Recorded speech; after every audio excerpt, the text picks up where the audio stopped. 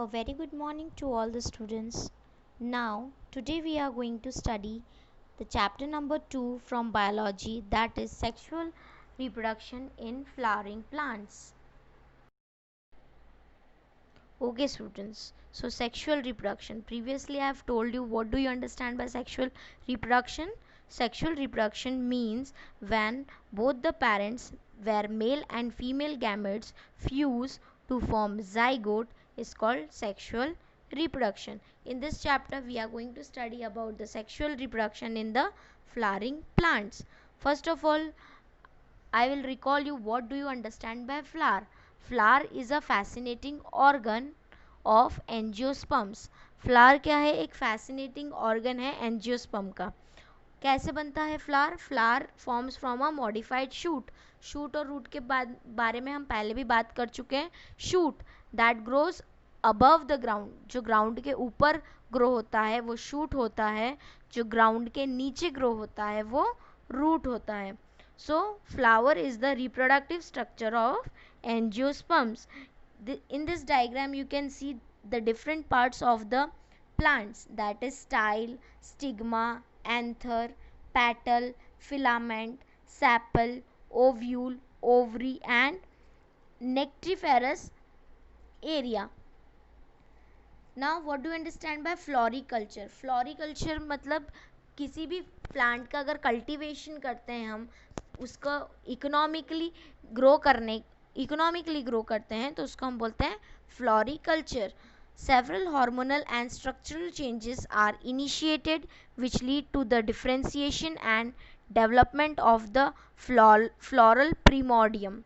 Primordium means an organ in its earliest stage of development, the foundation of subsequent development.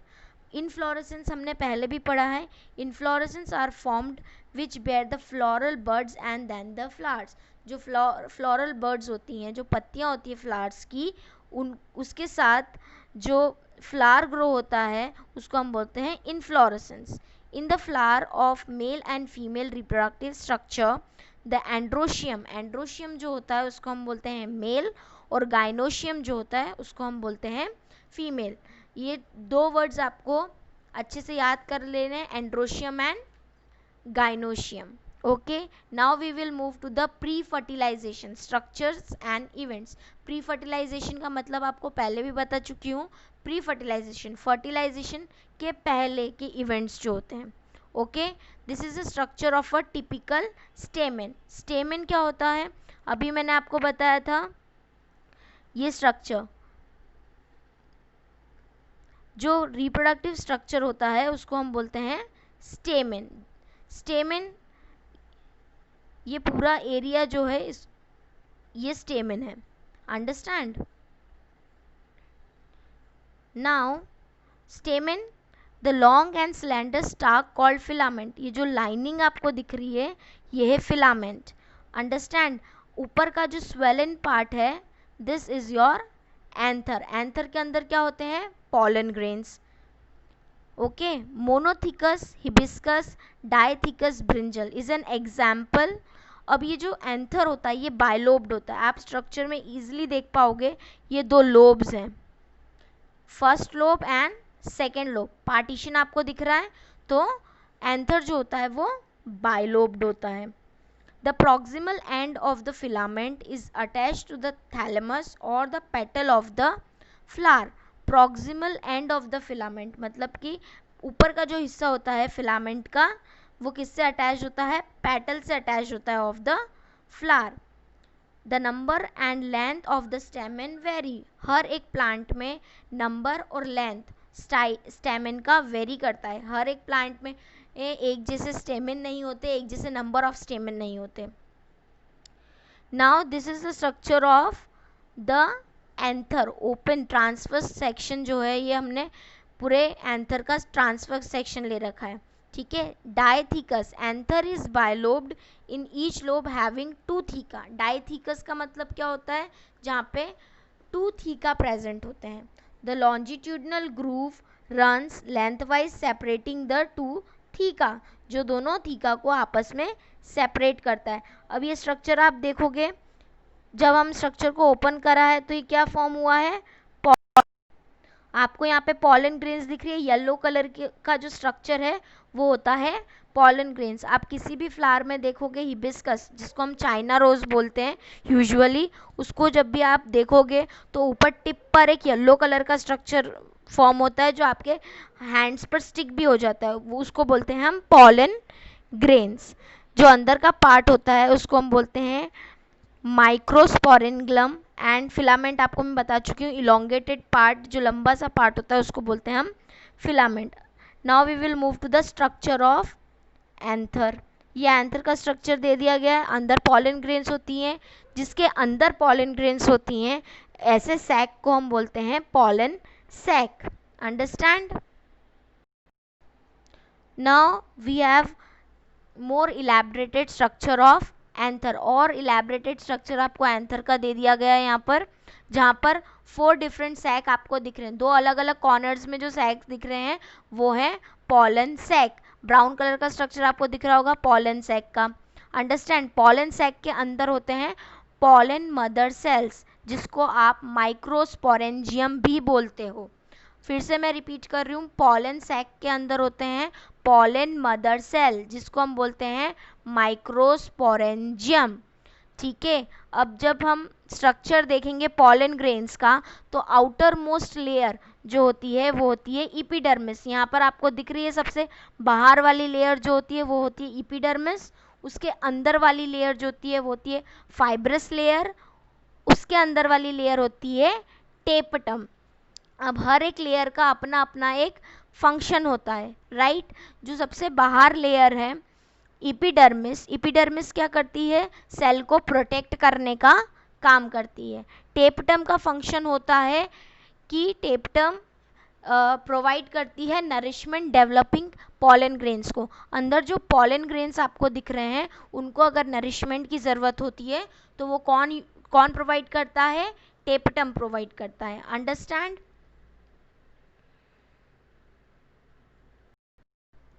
Now we are moving to the cell division part. आपको यहाँ पर दिख रहा है pollen mother cell. एक pollen mother cell जब meiosis cell division करती है तब एक पॉलन सेल से टेट्राड बनते हैं। टेट्राड मतलब 4 पॉलन ग्रेन्स फॉर्म होती है एक साथ, और at the last they will separate, बाद में अलग हो जाती है pollen grains. Understand? Now students, this is the TS transfer section of the anther. ये वाला स्ट्रक्चर आपकी बुक में भी दे रखा है। इससे प्रीवियस वाली स्लाइड में भी मैंने आपको बताया कि एक पॉलन ग्रेन्स जो होते हैं, पॉलन सैक्स जो होते हैं, वो एंथर के 4 कॉर्नर्स में डिवाइडेड होते हैं। बीच का जो पार्ट है उसको बोलते हैं हम connective. Outer most layer epidermis है, अंदर वाली लेयर एंडोथीशियम है, और सबसे अंदर जो लेयर है उसको बोलते हैं हम टेपटम। अभी मैंने आपको सारे फीचर्स भी बता दिए, सभी एक लेयर्स के what are the function of that layers. So your dithecous, that means bilobe, 2 lobe होते हैं जिसके अंदर वो डाइथिकस होता है। ट्राइथिकस जिसके अंदर 3 लोब्स प्रेजेंट होते हैं। The anther is a 4 sided tetragonal. अभी आपने देखा कि एंथर कैसा होता है? टेट्रागोनल, 4 साइड में पॉलन ग्रेन्स प्रेजेंट होती है, उसको हम बोलते हैं माइक्रोस्पोरेंजिया। ओके, माइक्रोस्पोरेंजिया जिसके अंदर होती है उसको हम क्या बोलते हैं? Pollen sac. These extend longitudinally and packed with pollen grains. Understand? Structure of microsporangium. अब जब हम एक माइक्रोस्पोरेंजियम का स्ट्रक्चर देखते हैं तो हमें कैसा दिखता है? बाहर सबसे पहले रहती है इपीडर्मिस, ये आपको दिख रहा होगा, सबसे बाहर वाली लेयर इपीडर्मिस है, उसके नीचे वाली लेयर एंडोथीशियम है, मिडिल लेयर जो है वो बीच में है, उसके अंदर छोटे छोटे माइक्रोस्पोर मदर सेल्स हैं, और उन माइक्रोस्पोर मदर सेल्स को जो डॉटेड स्ट्रक्चर है वो है टेपटम, जो उनको नरिशमेंट दे रहा है। किसको नरिशमेंट दे रहा है? माइक्रोस्पोर मदर सेल को। The outer 3 wall layers perform the function of protection and help in dehiscence of anther to release the pollen grain. ठीक है, जो आगे की 3 लेयर्स होती हैं वो प्रोटेक्शन प्रोवाइड करती है पॉलन ग्रेन को, और जब पॉलन ग्रेन मैच्योर हो जाते हैं तो उनको पॉलेंस को रिलीज करने में भी हेल्प करती है। The inner most wall tapetum, ये भी बता चुकी हूँ कि नरिशमेंट प्रोवाइड करता है पॉलन ग्रेन्स को. And cells of the tapetum possess dense cytoplasm and generally have more than one nucleus. ठीक है, जो टेपटम लेयर होती है उसके अंदर एक से ज़्यादा न्यूक्लियस प्रेजेंट होते हैं, इसलिए उनको बोलते हैं हम पॉलीप्लॉइडी. पॉलीप्लॉइडी मतलब जिसके अंदर एक से ज़्यादा न्यूक्लियस होते हैं. And it is without cytoplasmic division. कोई साइटोप्लाज्मिक डिवीजन नहीं होता, उसके बावजूद भी उसके अंदर एक से ज़्यादा न्यूक्लियस प्रेजेंट होते हैं. अगर कभी भी क्वेश्चन आता है कि why does the tapetum cell is di nucleus और बाय न्यूक्लियस, क्यों होते हैं बाय न्यूक्लियस, दो न्यूक्लियस क्यों प्रेजेंट होते हैं, ताकि वो, क्योंकि उसमें साइटोप्लाज्मिक डिवीजन नहीं होता है और पॉलीप्लॉइडी होते हैं, इसलिए वो बाय न्यूक्लियस होते हैं. Understand? Okay students, so this structure shows you a mature dehisced anther. मतलब जब भी अगर पॉलन ग्रेन या एंथर जो होता है वो बर्स्ट होता है, जिसके अंदर बहुत सारे मैच्योर पॉलन ग्रेन्स रहते हैं, उस स्ट्रक्चर को हम बोलते हैं dehisced structure. When the anther is young, a group of compactly arranged homogeneous cells, the microsporangineous tissue occupies the center of each microsporangium. एक माइक्रोस्पोरेंजियम के अंदर बहुत सारे स्पोरोजिनस टिश्यूज होते हैं. The cells of the sporogenous tissue undergo meiotic division and form microspore tetrad. इससे पहले वाली स्लाइड जो थी उसमें मैंने आपको बताया था, जब मियोसिस होता है तो एक माइक्रोस्पोर मदर सेल से क्या बनता है, माइक्रोस्पोर टेट्राड. मतलब एक माइक्रोस्पोर मदर सेल से बनेंगे 4 microspore tetrad. Understand? What do you understand by microsporogenesis? Microsporogenesis क्या होता है? The process of formation of microspore. मतलब माइक्रोस्पोर का फॉर्मेशन कहाँ से? पॉलन ग्रेन मदर सेल से. जब भी पॉलन ग्रेन मदर सेल से माइक्रोस्पोर बनता है, उस प्रोसेस को हम बोलते हैं microsporogenesis. So this slide shows potential pollen grain, potential microspore mother cells. कोई भी PMC मतलब पॉलन ग्रेन मदर सेल्स होगा, उससे क्या बनेगा, माइक्रोस्पोर टेट्राड, और माइक्रोस्पोर टेट्राड से क्या बनेगा, पॉलन ग्रेन. अंडरस्टैंड? अब ये कैसे होगा प्रोसेस, इस चार्ट से समझेंगे हम. सेल्स ऑफ माइक्रोस्पोरेंजिनस टिश्यू, सबसे पहले जो अंदर के सेल्स होते हैं, ये आपको छोटे छोटे स्ट्रक्चर्स दिख रहे हैं, ये क्या है, स्पोरोजिनस टिश्यू है. अब ये जो सेल्स होते हैं स्पोरोजिनस टिश्यू के, ये अंडरगो किससे अंडरगो होते हैं, मियोसिस से. इन लोगों में क्या होता है, मियोसिस होता है, जिसको हम बोलते हैं माइक्रोस्पोरोजेनेसिस. जब माइक्रोस्पोरोजेनेसिस होगा तो 4 सेल्स बनेंगे, और जब वो 4 सेल्स आपस में सेपरेट हो जाएंगे तो एक एंथर फॉर्म होगा, जिसके अंदर बहुत सारी पॉलन ग्रेन्स जर्मिनेट होंगी. Understand? The structure of pollen grain. The pollen grains represent the male gametophyte. ठीक है, मेल गैमेटोफाइट. पॉलन ग्रेन क्या है, मेल गैमेट है. अंडरस्टैंड?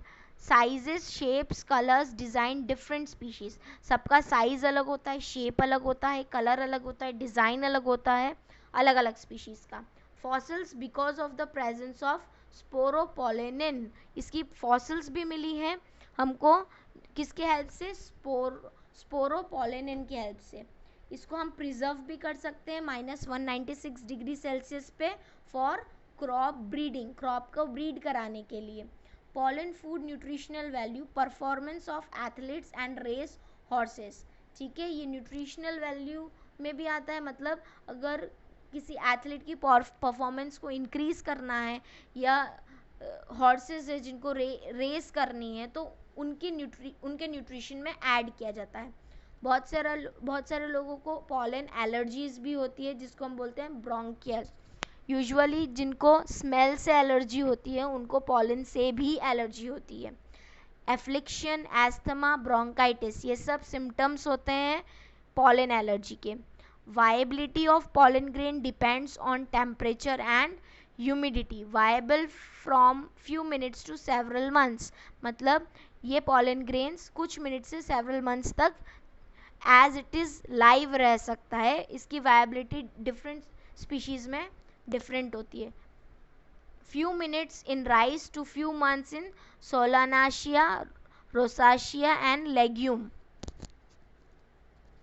पॉलन ग्रेन वॉल, जब भी हम पॉलन ग्रेन को माइक्रोस्कोप के अंदर देखते हैं तो हमको ऐसा कुछ येलो जैसा स्ट्रक्चर दिखाई देता है, जिसकी आउटर वॉल जो कॉनिकल होती है, थोड़ी स्पाइन लाइक है, उसको हम बोलते हैं एक्साइन, और अंदर वाली वॉल को हम बोलते हैं intine. Exine the thick hard ornamental made up of sporopollenin. अभी भी मैंने आपको बताया था स्पोरोपोलेनिन के बारे में. तो ऊपर की जो एक्साइन वॉल होती है वो स्पोरोपोलेनिन की बनी हुई होती है, जो रेजिस्टेंट होती है हाई टेम्परेचर या एसिड अल्कलीज के. जर्म पोर जो होता है अंदर सर्कुलर होता है. अपर्चर इन एक्साइन स्पोरोपोलेनिन एब्सेंट होती है यहाँ पे, और पॉलन ट्यूब इमर्ज होता है. आगे हम पढ़ेंगे कि पॉलन ट्यूब का क्या रोल होता है, लेकिन जर्म पोर से पॉलन ट्यूब बनता है. द इनर वॉल, जो अंदर की वॉल है इंटाइन, वो थिन रहती है और continuous layer made up of cellulose और पैक्टिन, सेल्यूलोज और पैक्टिन की बनी हुई रहती है. So students, I will and up this video over here. इस वीडियो में हमने क्या सीखा? स्ट्रक्चर ऑफ फ्लावर के बारे में सीखा, पॉलन स्ट्रक्चर ऑफ एंथर सीखा, पॉलन ग्रेन सीखा, व्हाट इज माइक्रोस्पोरोजेनेसिस सीखा, अंडरस्टैंड, एंड मेगास्पोरोजेनेसिस हम नेक्स्ट वीडियो में कंटिन्यू करेंगे.